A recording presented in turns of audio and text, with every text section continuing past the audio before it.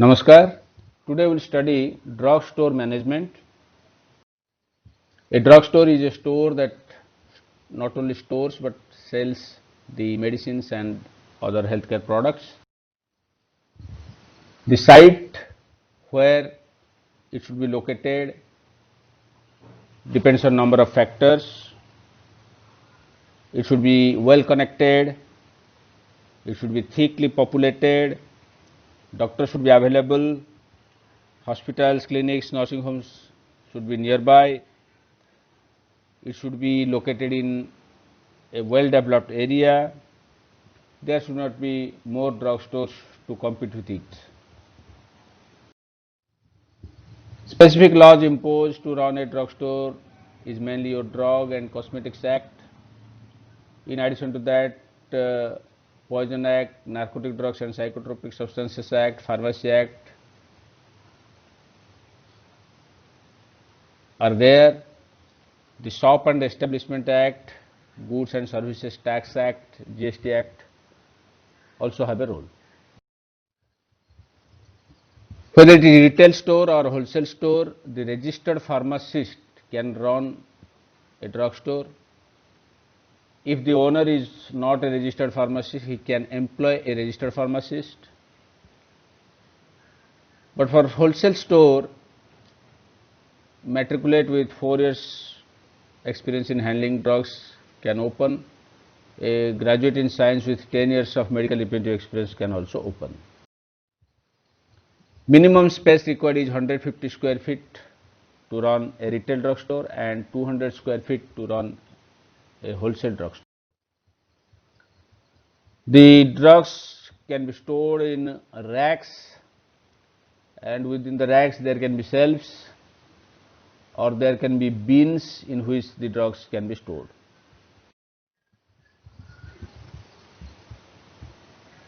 So the drugstore should be properly ventilated, properly illuminated, sufficient lighting should be there. It should be located on the ground floor with 2 entries, one for receiving, other for issuing materials. Sufficient number of wooden or steel racks should be provided. Fast moving items can be kept near the counter. Bulky items should be stored at the bottom of the shelf. In this way, the layout design can be made for the drugstore. So the objective of the layout design, in any business, the objective is to maximize profit. Here also, to get profit, you need more and more customers. So the objective of layout design is to attract customers through an attractive look and professional image. In addition to that, there should be provision so that there will be no theft or no loss.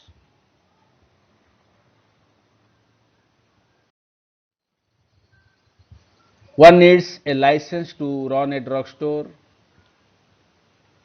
from Drug Control Office.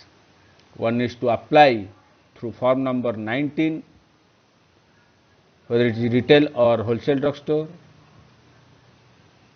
The Drug Control Office issues the license in form number 20 and 21 for retail drugstore, in form number 20B and 21B for wholesale drugstore.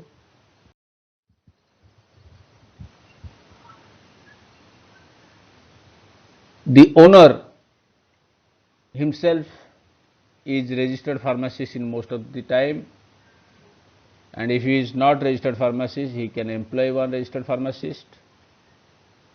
In that case, he can act as manager, otherwise he can recruit one manager. In addition to them, there can be salesmen, delivery boys, clerk, part-time accountant. For transportation, he can also recruit one driver of the vehicle. In hospitals, in different departments, there will be recruitment of pharmacists, and there will be one chief pharmacist who is basically M Pharm. under whom all other pharmacies act. So the objectives of a drugstore is to stock, procure, store, sell, distribute the drugs, and also to maintain records. There are 4 aspects in drugstore management. Number 1, selection of medicine. Number 2, procurement or purchase. Number 3, storage and distribution. Number 4, use, that is rational use of drugs.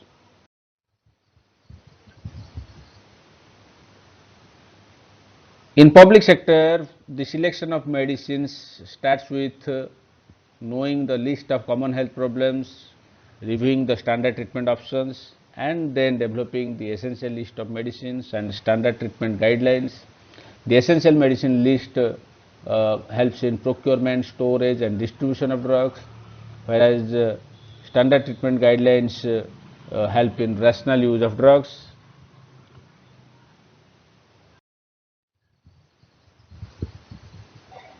But in case of a hospital, the hospital formulary is the basis on which the selection of medicines are done.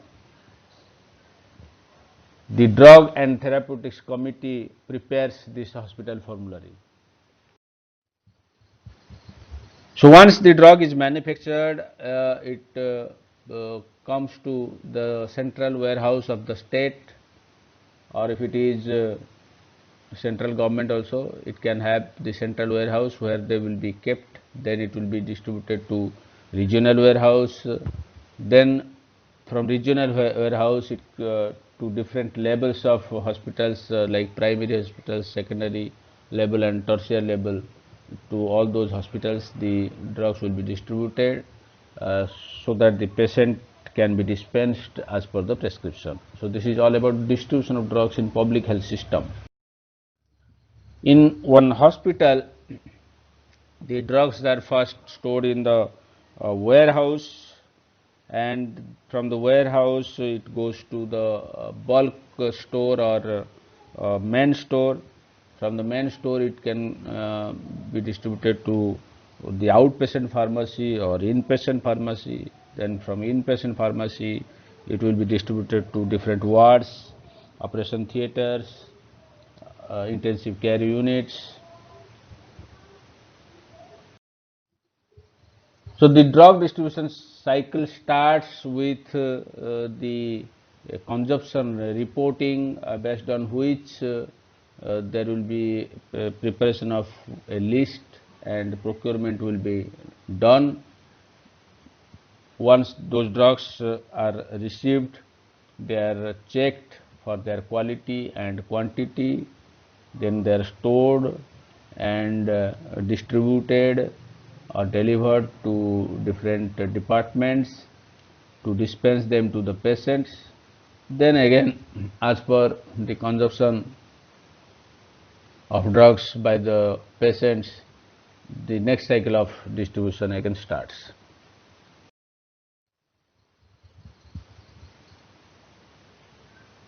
So once the drugs are selected, they will be procured, and the principles of drug procurement mainly deal with 6 R. R for right quantity of drugs, right quality of drugs, from right supplier or reliable supplier, at right time, at right place, at right cost. So 6 R. So right cost, that means economic cost. So whenever we procure a drug, we should look for the 6 R. The good pharmaceutical procurement practice includes your procurement by generic names, procurement from as per the essential drug list or a drug formulary in case of hospital. Procurement should be done in bulk from a quality supplier, So all these are good pharmaceutical procurement practices. So the procurement cycle starts with your collection of consumption information, then drug selection, determine the drug quantities, then procure. You have to select the procurement method by which you will procure.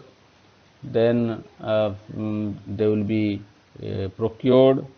After procuring, they will be stored.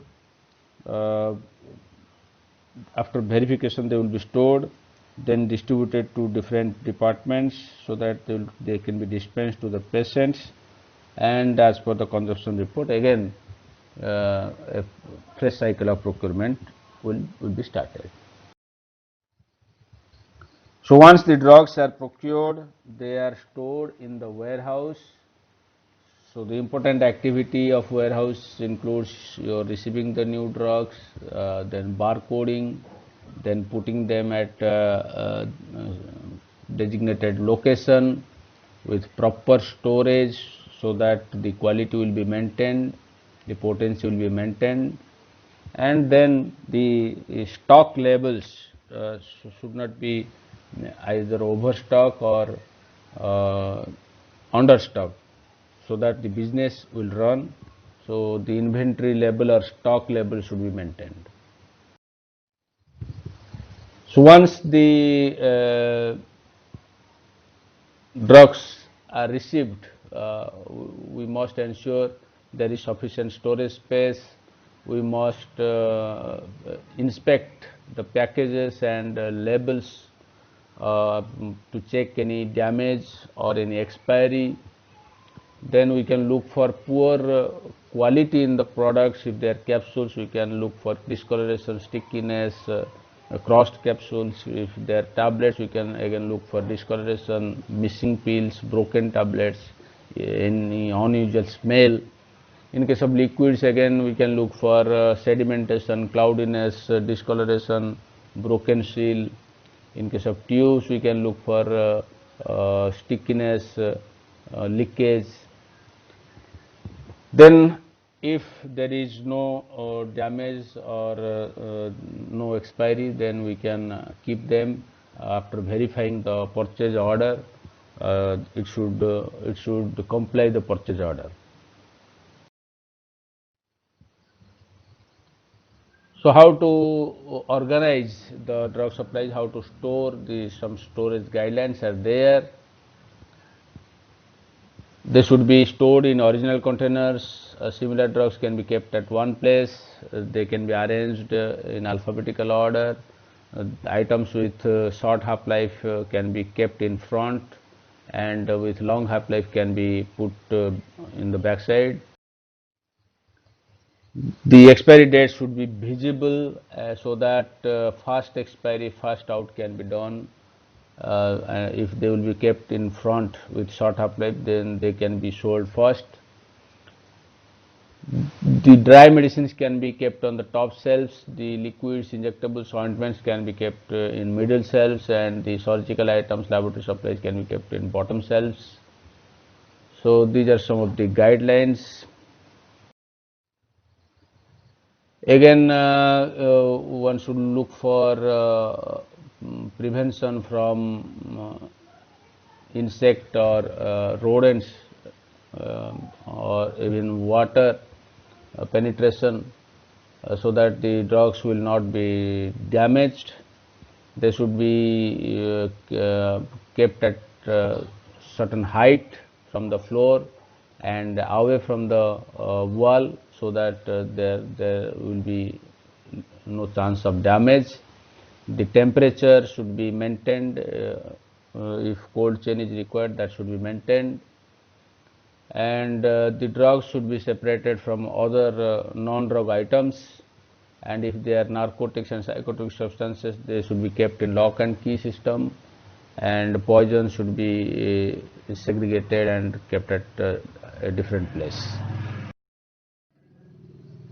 So the medicines can be arranged manufacturer wise in alphabetical order as per their therapeutic class, as per the dosage form, or system wise, or say digestive system, cardiovascular system, like that. Then frequency of use wise also they can be arranged. And to locate a certain drug, codification is also used. So codification is the process of assigning a code or symbol or a number to a particular material for easy identification, and methods include alphabetical, mnemonic, numerical, the combination of all the three above, and location coding method. So the codification advantages include it avoids ambiguity, it prevents duplication, it minimizes description, it ensures secrecy. So many advantages are there. In the alphabetical method, the alphabets are used to code. For example, T represents tablet, C for capsule. But the thing is, we have limited only 26 number of alphabet. So this method is simple, but it lacks flexibility and expansion. Only few items can be there stored. So this method is useful when the store is small, containing only few items. In the mnemonic method, we use letters to help memory, say AT for aspirin tablet, A for aspirin, T for tablet. But the thing is, we have to refer the code index each time. The numerical method, it uses one decimal system, and the second is block system. In the block system, a series of numbers is blocked to or reserved to code certain drugs or dosage forms, whereas in decimal system, this has the advantage that we can expand it to accommodate more items, 16.1, 16.11, 16.111, like that. We can expand. So the combination method is combines the methods like your numerical method and alphabetical method or mnemonic method. The location coding method is mainly used in big organizations where there are large number of stores, and there are different warehouse. In the warehouse there are different blocks. In the blocks, rows and columns are there, racks are there. In the racks there are shelves. So to locate each item as per their warehouse number, block number, row number, column number, rack number, shelf number, we can give codes, and based on those codes we can identify or locate the particular item easily. So some storage conditions, when we say store frozen, it should be stored at -20 degrees Celsius. When we say keep cold, 2 to 8 degrees Celsius, keep cool, 8 to 25 degrees Celsius. When we say do not freeze or do not store over 8 degrees Celsius, that means keep cold, that is 2 to 8 degrees Celsius. When we say storage at room temperature, that is 25 degrees Celsius. When we say storage at ambient temperature, it is 15 to 25 degrees Celsius, maximum up to 30 degrees Celsius. And warm condition means above 30 to 40 degrees Celsius. When we say excessive heat, that means temperature above 40 degrees Celsius is called excessive heat. Sometimes we need protection from moisture, sometimes we need protection from light. So in that case, we need to store them in light resistant cupboard or drawer. Then the drugstore management will include your record keeping. We need to keep records of the drugstore. So it can be stock keeping record, it can be transaction record, it can be consumption record, and there can be different cards for bin or for the one lot of items inventory control card, or we can have store ledger, or we can different vouchers like issue and receipt voucher, or requisition issue and receipt voucher. Here is a sample of the bin card. Here is a sample of inventory card or inventory control card. Here is a sample of the store's ledger, the cover, the table of contents, the page in which the products can be listed. The issue and receipt voucher, the requisition issue and receipt voucher, this is one sample. So, for proper drugstore management, we need the monitoring and supervision. We need to ensure the indent before distribution, and we should ensure the buffer stock which should always be maintained, the minimum level, the maximum level. So to do all these things, there is another concept called inventory management.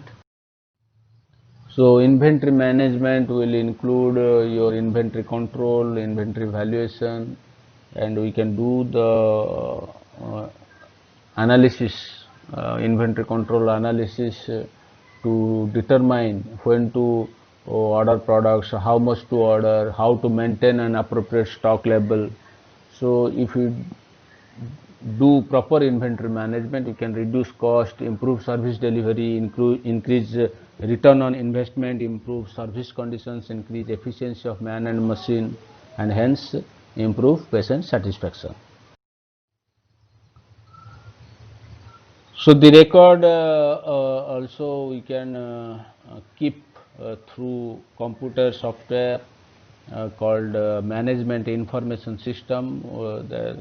It can be your logistics management information system or stores management information system. So that will make the store management very smooth. It will track the monthly consumption, it will track the stock out periods, it will calculate the stock levels, minimum stock level, maximum stock level, reorder level, it will monitor the expiry dates, so it can generate the list by location also. So everything will be easier and smoother if we use the computer or the information system. Thank you. This is all about drugstore management.